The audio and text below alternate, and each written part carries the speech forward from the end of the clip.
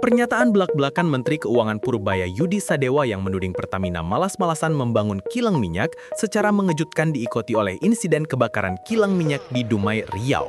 Rentetan peristiwa ini langsung memicu gelombang kontroversi dan teori konspirasi di kalangan publik dan pengamat energi, menimbulkan pertanyaan besar, benarkah ada agenda tersembunyi di balik insiden-insiden yang berulang ini? Kontroversi bermula ketika Menkeu Purbaya dalam rapat DPR secara terang-terangan mengungkapkan kekecewaannya terhadap Pertamina.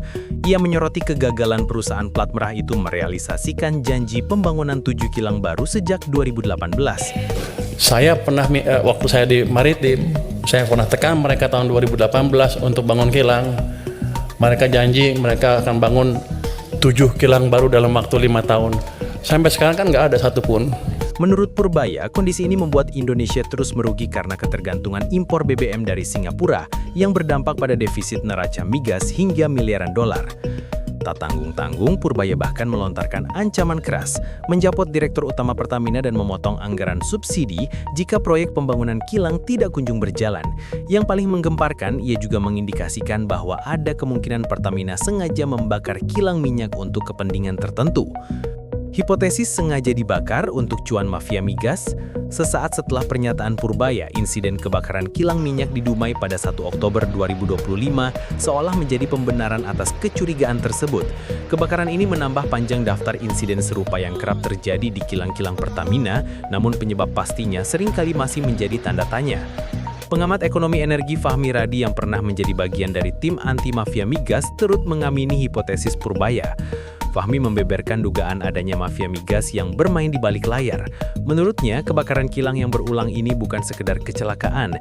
Ia menduga kuat bahwa insiden-insiden tersebut sengaja dibuat untuk menurunkan produksi kilang domestik.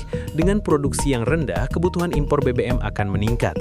Membuka keran impor lebar-lebar, inilah ladang cuan bagi para mafia migas yang diuntungkan dari setiap volume impor BBM.